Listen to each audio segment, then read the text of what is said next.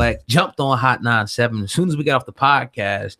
And I mean, he went all the way in on Dame Dash, cleared some stuff up, pretty much came out and said, Dame Dash, you're a liar. So we all been kind of sitting around waiting, anticipating Dame Dash's response. And he quietly responded last night during him and Brother Kenyatta, master class that they were doing last night. So we're going to play a little bit of this, Sam, and then we're going to talk about this. I know that people have been waiting for this. So here we go. Dame Dash responding to Funkmaster Flex. Roll tape. They always try to send one of us to fight each other, to make each other look bad, so that it takes the attention off that person. Yeah, but it's so basic. But here's the thing. Flex doesn't have a boss mentality, so he doesn't think in boss. He thinks in slave. He doesn't speak boss. He speaks slave. He speaks yes sir. And the problem with it is he doesn't realize that they don't respect him because they've never given him a promotion. Like, how could he work 30 years on the cash register and they don't even make him a program director? They must not respect his intelligence either, but he doesn't even see it. They've made him feel happy, like I'm 50 and I'm going to go dye my beard up every single day and I'm going to put on a Patty Green, a lime Patty Green, peppermint Patty Green Yankee hat and talk about another man's business for a living. So now he becomes Peppermint Patty Chatty Patty. That's what he is. OG Chatty Patty. And he gets paid for it. Well, I'm not going to get into that because I'd like to have a personal conversation with him as a man, and I would think it would behoove him to speak to me as one because I deserve that. But I didn't even listen to what he said because I don't listen to gossip, even if it's said about me. It's still a waste of time. Bosses don't waste time, but I have other things to do. And I can't even think that he could even put himself in my shoes because, again, that would mean he'd have to come out that room. But I feel sorry for Flex. And all I can say is, tell your master to let you out that room, bro, so you can see the world.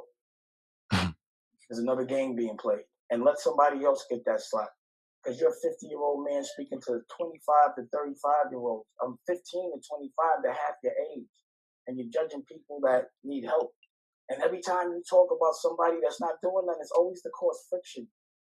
It seems like you had a conversation with Lior. I heard you went to a party. And whatever battery he put in your back, he made you try to disrespect someone that's only trying to help us. It's time for you to step down, bro. Flex. Let somebody else that has a different perspective be in control of music.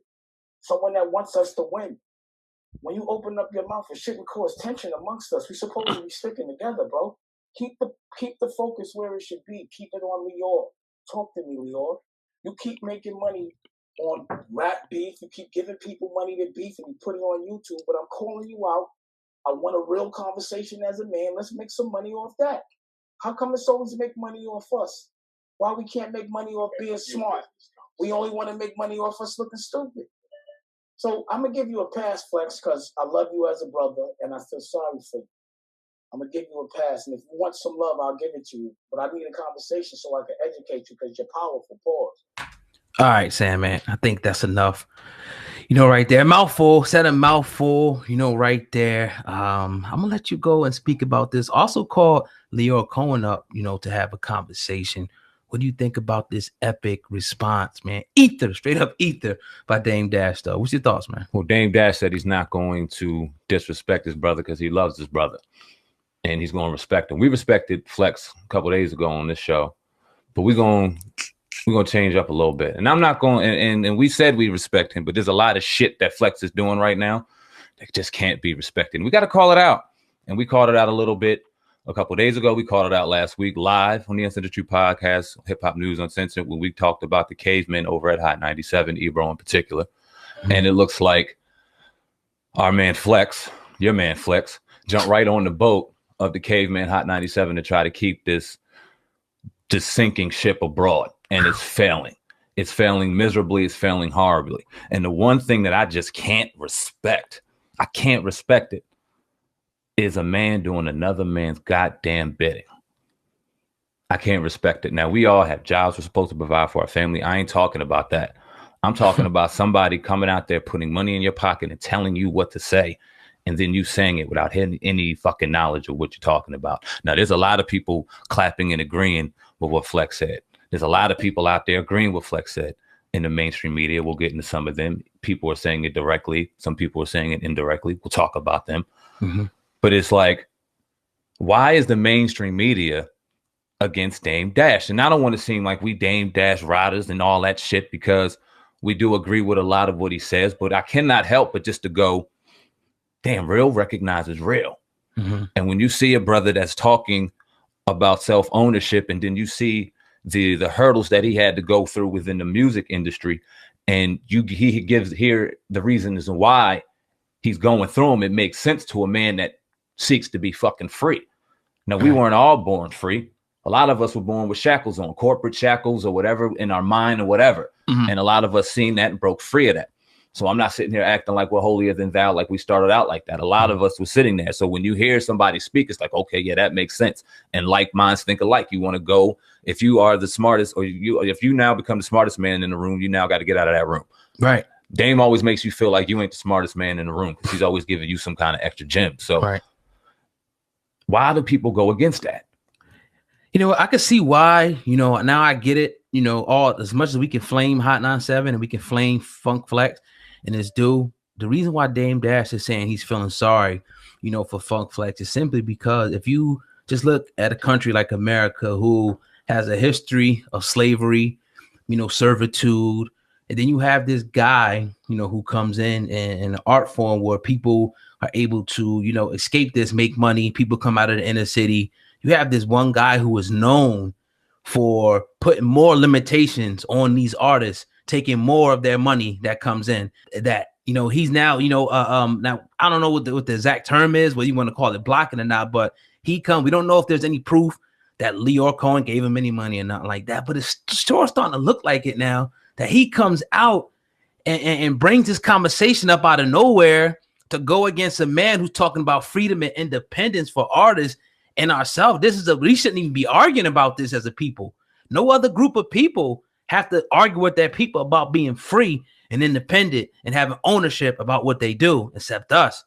So I can understand why he says, look, this is why I feel sorry for this dude, because he don't even know that he's acting like a slave right now, man. He might not have got paid, or we don't know if he got paid. I firmly believe he did, but we know the lobster was fabulous. And this is per Flex himself.